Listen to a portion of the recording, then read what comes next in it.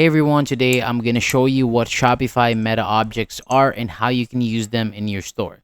So Meta Objects are useful when you want to save extra information in a structured and organized way. So for example, you're going to use them for things like product features, specifications, size information, or other details that you may want to display for your customers.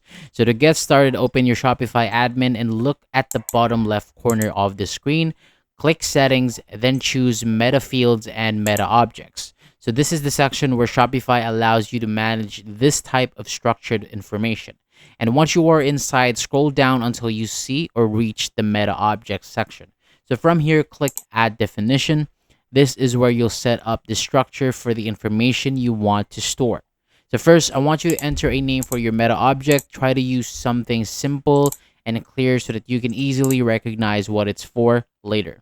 You can also add a short description explaining what kind of information will be stored inside it. And after that, you can start adding the fields you need.